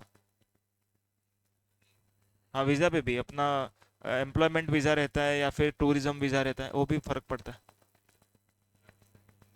एम्प्लॉयमेंट वीज़ा लेके गया था मैं क्योंकि उधर ज़्यादा टाइम रहने का था मेरे को। ओके, नहीं तो 15 दिन में वापस आना पड़ता। तो वो कुछ ऐसा लेबर बता के लेके गए थे मेरे को। उधर मेरे को बोला था कि अगर किसी ने पूछा कि कितना पढ़ाई हुआ है तो बोलना कि 10th पास है, और उधर खाली काम लेबर काम करने जा रहा है, क्लर्क बनने जा रहा है। ओके, ऐसा करके ऊपर उधर बोलना पड़ता ना, अभी क्या करें। सब दाढ़ी बीड़ी निकलवा दिया। बोला कि नहीं नहीं आप एकदम ऐसा बन, कपड़ा भी टी शर्ट ही पहनने का उधर, शर्ट भी नहीं बोला उधर पहने, बोला कि टी शर्ट वो भी थोड़ा सा ऐसा छोटा मोटा पहन के जाओ, ताकि मतलब ऐसा डाउट ही नहीं आना चाहिए कि ये कोई प्रोफेशनल है। ओके, वो ऐसे लगना चाहिए कि एकदम उधर लेबर का ही काम कर रहे हैं। नहीं तो वो लोग पूछेंगे ना। देखो, एम्प्लॉयमेंट वीज़ा, अभी टूरिज्म है, टूरिज्म टूरिस्ट के लिए जा रहे हैं हम लोग, अभी वो टाइम जनवरी था, तो उधर के लिए उधर कुछ फंक्शन वगैरह बताना पड़ता है कि हम लोग घूमने जा रहे हैं। अभी घूमने जा रहे हैं तो अपना लुक भी ऐसा होना चाहिए ना। अपन एकदम ब्लेजर पहन के जा रहे हैं और घूमने भी जा रहे हैं ऐसा बोलेंगे तो फिर लोग को डाउट आएगा। तो इस तरीके से तो प्रॉपरली उनको हम लोग को पोर्ट्रे करना पड़ता है कि हम लोग उधर मतलब एम्प्लॉयमेंट करने को नहीं जा रहे, मतलब और जा भी रहे तो घूम के हम लोग अपने उधर ही रहेंगे। ओके, हम लोग का जो रिलेटिव है उधर ही रहेंगे एंड वापस आ जाएंगे थोड़े टाइम। ओके, ऐसा बताना पड़ता है उन लोग को। एंड अगर कोई पूछा बाय चांस, मतलब ज़्यादा डिटेल में चला गया, तो बोलेंगे कि कुछ ऐसा फ्रीलांसिंग पे मिल गया काम तो वो करेंगे, मतलब एकदम आपको प्रॉपर एम्प्लॉयमेंट के लिए जा रहे हो ऐसा बोलना नहीं उधर, क्योंकि वो अलाउड नहीं रखा था। हाँ, फिर वो वीज़ा अलग होता है, उसका चार्जेस अलग होता है। एंड फिर वो पूरा अलग प्रोसेस, मतलब किसके अंडर जा रहे हो।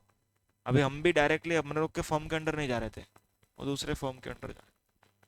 तो उन लोग के तो एम्प्लॉय कार्ड में हम लोग थे ही नहीं। ऐसा बहुत झोल झपाट करके हाँ, बहुत घूमा हम लोग तो, पूरा दुबई घूमे। स्टार्टिंग का 15 दिन तो इतना टफ कर दिया वो सर ने। रोज सुबह मतलब रात को 2-3 बजे सोने का एंड 7 बजे उठने का। इतना हालत खराब, इतना बैड हालत हो गया, मतलब ऐसा लगा कि क्यों ही आया दुबई। इंडिया ही बराबर था, एटलीस्ट 6 घंटे 7 घंटा तो नींद मिलता था। और अपने हाथ में था, क्लास नहीं गए तो सो जाते थे। तो इधर तो उठना ही पड़ रहा है, क्योंकि वो सर नीचे आके खड़े हो जाते थे 7 बजे। चलो चलो चलो। और वो 10 बजे घर पे चले जाते थे और हम लोग को उधर बिठा के जाते थे, काम करो तुम लोग। उधर सब इम्पैक्ट एनालिसिस बनाने का, उधर के वैट के क्लाइंट्स के ऊपर, कि आपको वैट आने पर किस तरीके से इम्पैक्ट होएगा। हाँ, 2017 नवंबर का बात। ओके, 2-3 महीना पहले हमको स्टार्ट करना पड़ा कि कैसे कैसे वैट इम्प्लीकेशन आएगा। उसके बाद वैट आने के बाद वापस से हम लोग इवेल्युएट करते। 5%। सब प्रोडक्ट पे 5% ना। इधर तो क्या 5, 12, 18, 28, उधर खाली 5%। उधर का लॉ कितना मालूम है, कितना पेजेस का रहेगा सोचो। इधर का लॉ, ओके, इधर का लॉ जो है वो रूल्स एंड एक्ट मिला के खुद ही 1000 पेज में, 1000 पेज तो बहुत कम बोला। उसमें सर्कुलर नोटिफिकेशन ऐड करेंगे तो 2000 पेज तो बन ही जाता है, बेर बेर लॉ। वहाँ पर law is just 33 pages and rules 54 page, मतलब 80 पेजेस में आपका पूरा एक्ट एंड रूल्स कंप्लीट। नहीं, उधर केस लॉ का जरूरत ही नहीं, उधर केस लॉ आएगा ही नहीं, उधर एकदम सिंपल फ्लैट रेट है। वहां पर देखो, वहां पर खाली हाँ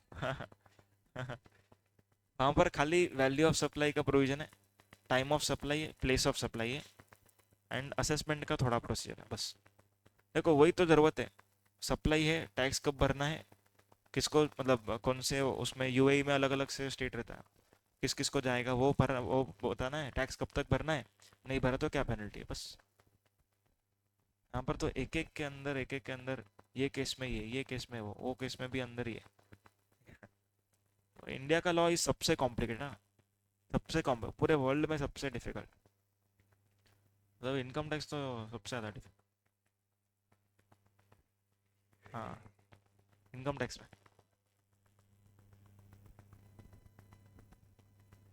तो है। चलो आगे। तो हाँ,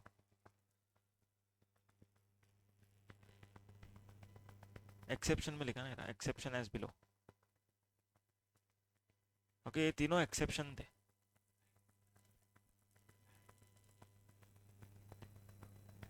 अभी वो सब प्रैक्टिकली नहीं होता है, वो सब खाली बुकिश है। प्रैक्टिकली तो अपने को अपने पास टाइम ही नहीं होगा उसको देख के भी हम लोग कैसे। अभी श्रीलंका का कोई आएगा तो हमको मालूम ही नहीं पड़ेगा वो टूरिस्ट है।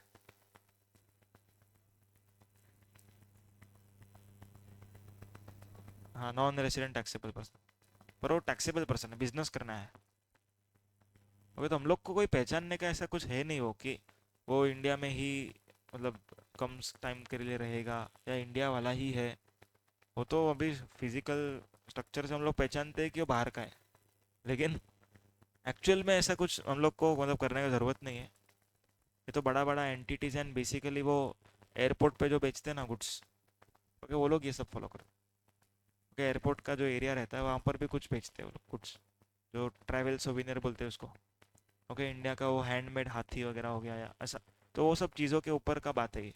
ओके, लेकिन वो लोग इंडिया में आके खरीदते हैं तो कोई सप्लायर इन सबको फॉलो नहीं करेगा, क्योंकि उतना टाइम नहीं है, उतना दिमाग नहीं है, दोनों ही नहीं है।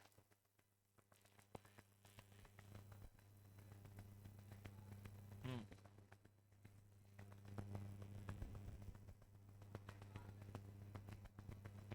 तो इंपोर्ट करेंगे तो इंपोर्ट ऑफ गुड्स पे आपका कस्टम ड्यूटी भी लगेगा ना। बाहर से भेजोगे तो इंपोर्ट ऑफ गुड्स हो जाएगा, कस्टम ड्यूटी भरना पड़ेगा। एंड रिफंड भी नहीं मिलेगा क्योंकि बिल उसके नाम पे नहीं, आपके नाम पे, और आप तो इंडिया में ही हो। हाँ मिलेगा, लेकिन उसका फिर वो वीज़ा अपना पासपोर्ट चेक करते हैं, इंडिया में कब आया, कब गया, नॉन रेसिडेंट है क्या, तो वो सब चेक।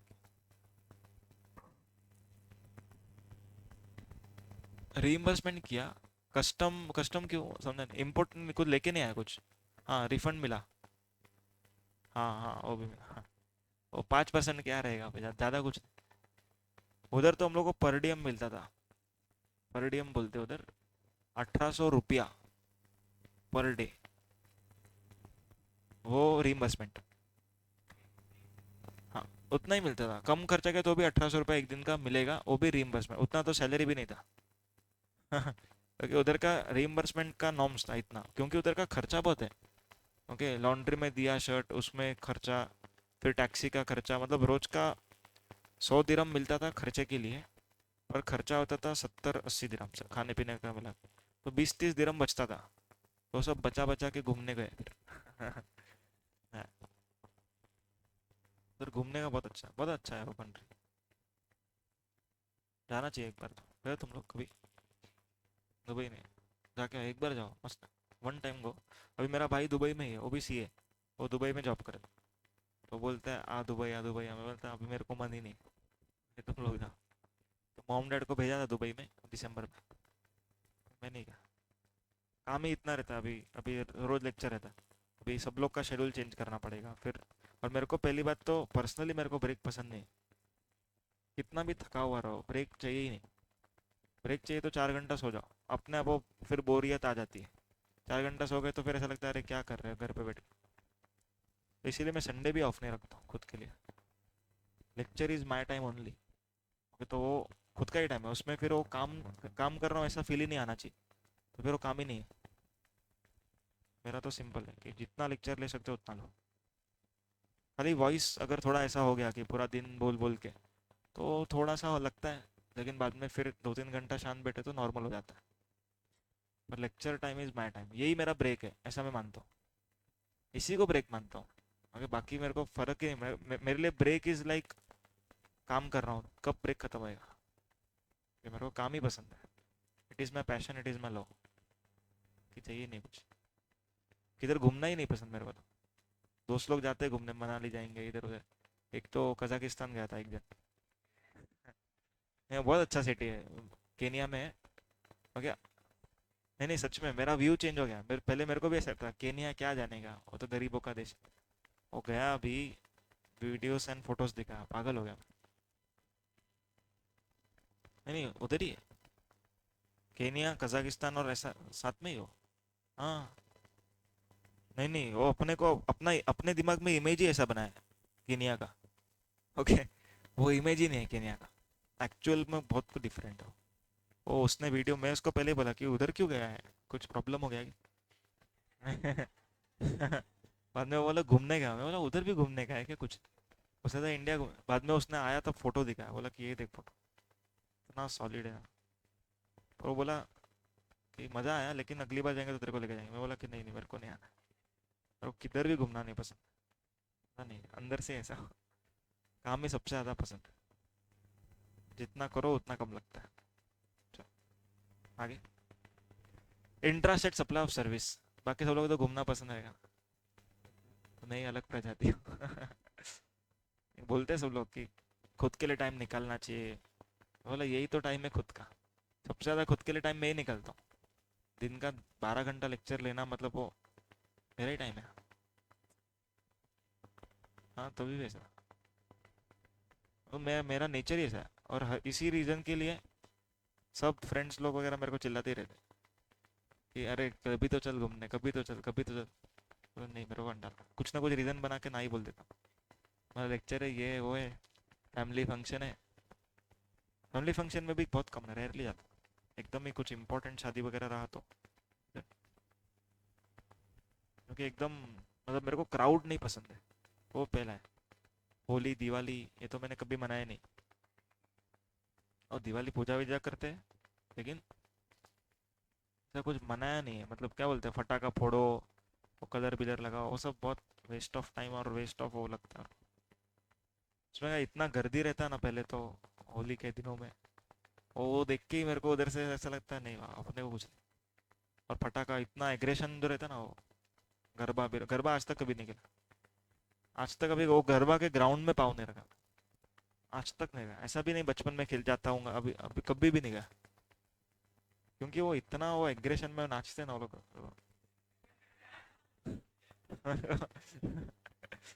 पसंद ही नहीं मेरे क्या हुआ? हाँ, वो सब। चल आगे। Intrastate supply of services. अभी इंट्रास्टेट सप्लाई ऑफ सर्विसेज मतलब कि supplier and recipient should be in India. Okay, दोनों जन इंडिया के अंदर होने चाहिए and LOS POS same state होना चाहिए। देखो मूवमेंट वहां पर देखा था गुड्स में, यहाँ पर सप्लाई रिसिपेंट देखेंगे, दोनों जन इंडिया के अंदर होने चाहिए।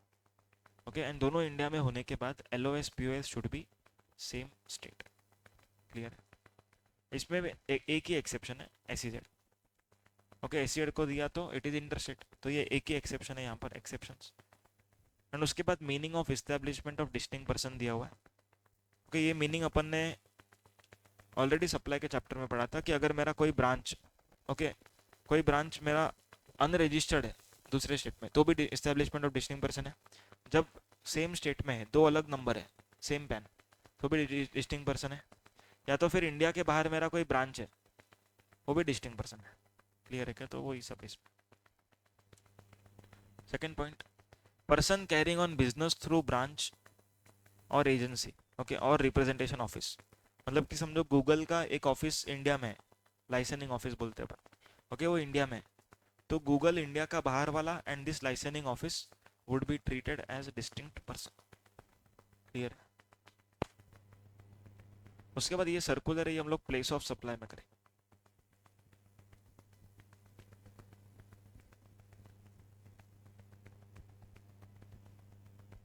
समझ में आया सबको? चाहे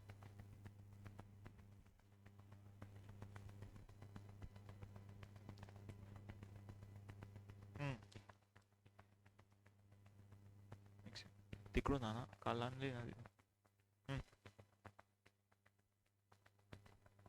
मिलेगा तुम लोग? हाँ, वापस वापस बोलो. हम्म. हाँ. हम्म. हाँ माने. हाँ. नहीं, आरसीएम है ना, डायरेक्टर रहेगा तो आरसीएम, डायरेक्टर सर्विस. हाँ, कंपनी आरसीएम में भरेगा डायरेक्टर सर्विस. हाँ, आगे सुनो. अभी सेक्शन 5 कर लेंगे. ओके, सेक्शन 5 एकदम सेम है एवरीवन. सेक्शन 5 एकदम सेम है सेक्शन 9 के, एकदम सेम है. खाली एक ही डिफरेंस है, वही अपने को करने का. ओके, यहाँ पर सुनो. अभी section 5 is as good as section 9. Okay, section 5 is the charging section. Okay, section 5 is the charging section for inter state supply of goods. Okay, inter state supply के लिए it is charging section, goods नहीं, दोनों के लिए. Clear है सबको? अभी 5(1). Okay, 5(1) जो है, 5(1) जो है, it is IGST to be levied on inter state supply. Okay, except petroleum products and alcoholic liquor for human consumption. सब कुछ सेम है. यहाँ पर एक ही अलग है, यहाँ पर देखो ये रहा, ये जो प्रोवाइजो ना, ये अलग है. Only this much is extra. क्या है देखो, अगर इंडिया के बाहर से इंडिया में गुड्स आया, it is import of goods, तो इंपोर्ट ऑफ गुड्स के ऊपर कस्टम ड्यूटी लगता है, आईजीएसटी नहीं लगता. पर वो कस्टम ड्यूटी भी आईजीएसटी होता है. वापस रिपीट करो, जीएसटी नहीं लगता है बट कस्टम ड्यूटी लगता है, एंड वो कस्टम ड्यूटी ही आईजीएसटी होता है. इसका मतलब ये है कि इंडिया के बाहर से अगर मैं कुछ इंपोर्ट करता हूँ गुड्स, तो उसके ऊपर जो आईजीएसटी लगने वाला है, it is as per customs tariff act. Custom tariff act में लिखा है कि IGST should be levied as per this section. And GST का जो लॉ है, ये बोलता है जीएसटी का जो सेक्शन है उसके हिसाब से जीएसटी लगाओ, लेकिन जीएसटी नहीं लगेगा यहाँ पर. यहाँ पर क्या लग रहा है? कस्टम लग रहा है.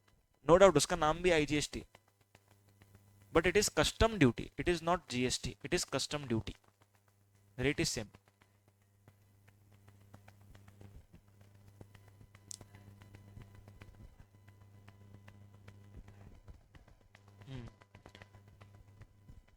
हाँ.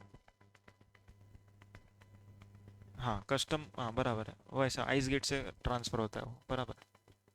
तो इंपोर्ट करेंगे तो हम लोग को शिप अपना बिल ऑफ एंट्री फाइल करना पड़ता है। ओके, ये कस्टम ड्यूटी भरना पड़ता है इम्पोर्टर को। तो कस्टम ड्यूटी भरने के लिए उसको कस्टम के वेबसाइट पे जाके ये सब काम करना पड़ता है। क्लियर है? तो इम्पोर्ट ऑफ गुड्स के ऊपर जो टैक्स लगता है दैट इज ड्यूटी रहेगा। कौन सा ड्यूटी रहेगा? Custom duty. कस्टम ड्यूटी कौन सा है यहाँ पर? IGST है। पर ये यहाँ पर प्रोवाइजो लिखा है। प्रोवाइजो का मतलब क्या होता है? What is the meaning of the term proviso? Okay, exception. Yes, okay, proviso means it is an exception, it is an exception. अभी नॉर्मली क्या बोला है ऊपर? इंटरस्टेट सप्लाई के ऊपर IGST लगना चाहिए। Import of goods is interstate supply, but IGST would not be levied on import of goods as per GST law, but it will be levied as per custom law. custom duty रहेगा section 37। उसके बाद यहाँ पर एक amendment आया। Okay, ये amendment लाया। अभी अमेंडमेंट क्या बोलते हैं? अभी स्पेसिफाइड एक्शनेबल क्लेम मालूम है? Lottery, betting, gambling, horse racing, online money gaming and casino. अभी इसमें से ऑनलाइन मनी गेमिंग का बात करेंगे, ड्रीम 11 टाइप। ओके, ये है गुड्स। देखो, ऐसा बोलने में अजीब लग रहा है, लेकिन ये है गुड्स क्योंकि स्पेसिफाइड एक्शनेबल क्लेम है वो। ओके, गुड्स के डेफिनेशन में एक्शनेबल क्लेम है। Okay, and specified actionable claim के डेफिनेशन में ऑनलाइन मनी गेमिंग है। अगर समझो इंडिया के बाहर कोई पर्सन है, वो इंडिया के बाहर एक वेबसाइट बना रहा है और इंडिया वाले प्लेयर्स खेलने वाले, तो इंपोर्ट हुआ। और गुड्स है तो इंपोर्ट ऑफ गुड्स है। पर फिजिकली कुछ गुड्स आ रहा है क्या इंडिया में? फिजिकली कुछ भी नहीं आ रहा है। तो गवर्नमेंट बोलता है इसके ऊपर कस्टम ड्यूटी नहीं आएगा, इसके ऊपर GST आएगा as per GST law. Clear है क्या? GST shall be collected as per section 5(1) of IGST। क्योंकि फिजिकली कुछ गुड्स थोड़ी आ रहा है। Okay, physically no goods are entering into India. Okay, physically कोई गुड्स का ट्रांजेक्शन नहीं है, लेकिन वो ऑनलाइन जो गेम हो रहा है उसको हम लोग गुड्स मान रहे because it is in the definition of specified actionable. Clear है? उसके बाद 5(2) is as good as 9(2), petroleum products के ऊपर GST नहीं आएगा। 5(3) is as good as 9(3), RCM। Okay, इसमें एक पॉइंट एक्स्ट्रा है, हम लोग करेंगे। 5(4) not in syllabus, 5(5) e commerce operator, same to same. खाली हम लोग को एक पॉइंट यहाँ पर एक्स्ट्रा करना, RCM। ओके, जो 16 सर्विस उधर थी वो 16 की 16 सर्विसेज यहाँ पर भी। यहाँ पर एक सर्विस एक्स्ट्रा है, that is import of service. क्या एक्स्ट्रा है? इंपोर्ट ऑफ सर्विस मतलब इंडिया के बाहर से अगर आपने सर्विस लिया, ओके, इंडिया के बाहर से अगर आपने सर्विस लिया तो इसके ऊपर हम लोग को RCM में GST भरना पड़ता है एज पर 5(3). ओके, 5(3) में लिखा है अगर आपने इंडिया के बाहर से सर्विस लिया that is import of service, okay, it would be under RCM। आया पॉइंट समझ में? ओके, इसके ऊपर डिटेलिंग हम लोग प्लेस ऑफ सप्लाई के चैप्टर में करें, क्योंकि वहां पर ऑनलाइन इंफॉर्मेशन सर्विस करके अलग से कंसेप्ट है, वो उधर करेंगे। ओके, यहाँ पर बेसिक समझ के रखना है, इंपोर्ट ऑफ सर्विस के ऊपर RCM। उसके बाद पहले दूसरा एक एंट्री हुआ करता था, इंडिया के बाहर से हम लोगों ने ट्रांसपोर्टेशन का खर्चा किया। याद है तुम लोगों? CMA वालों को था, इंडिया के बाहर से गुड्स आ रहा है वेसल में, तो हम लोगों ने जो फ्रेट का खर्चा किया नॉन रेजिडेंट शिपिंग एजेंसी को, पहले हुआ करता था, RCM लगता था पहले, लेकिन उसको निकाल दिया। तो नहीं सुना है तो ठीक है, वो अभी निकाल भी दिया तो जरूरत नहीं सुनने का, ठीक है। तो खाली एक ही एंट्री है, import of service exempt. Okay, तो import of service is taxable under RCM, that's it. समझा सबको? उसके बाद लास्ट ये है, ये अनइम्पॉर्टेंट है। ओके, एकदम सिंपल है, खाली कुछ गुड्स है, स्पेसिफाइड गुड्स है जिसके ऊपर RCM लगता है। ओके, RCM में टैक्सेबल ये गुड्स है। अभी ये CA इंटर को नहीं था पहले। ओके, आप लोग पास हुए तब नहीं था, May 24 में डाला हुआ है ये। तो ये कुछ गुड्स है, खाली हम लोग नाम पढ़ लेंगे एंड सप्लाई रेसिपिएंट पढ़ लेंगे, याद रखने का जरूरत नहीं है। Okay, cashew nut, okay, not shelled और पील्ड, मतलब अगर हमने काजू वगैरह खरीदा, ओके, एग्रीकल्चरिस्ट से, रजिस्टर्ड पर्सन ने खरीदा, तो रजिस्टर्ड पर्सन को आरसीएम में जीएसटी भरने का। ओके, उसके बाद लिखा है bidi wrapper, okay, tendu leaves, okay, bidi का जो रैपर रहता है, ओके, उसके ऊपर आरसीएम है। एग्रीकल्चरिस्ट ने बेचा रजिस्टर्ड पर्सन को, registered person will pay tax. उसके बाद कुछ अलग अलग टाइप के ऑयल्स है, ओके, अलग अलग टाइप के ऑयल्स है, that is peppermint oil, mint oil, spearmint oil, water mint oil, horse mint oil, okay, bergamot oil, mentha oil, okay, ये सब अलग अलग टाइप के ऑयल्स है। तो ये सब ऑयल्स के ऊपर भी आरसीएम है। ओके, अनरजिस्टर्ड पर्सन अगर रजिस्टर्ड पर्सन को बेचता है, आरसीएम।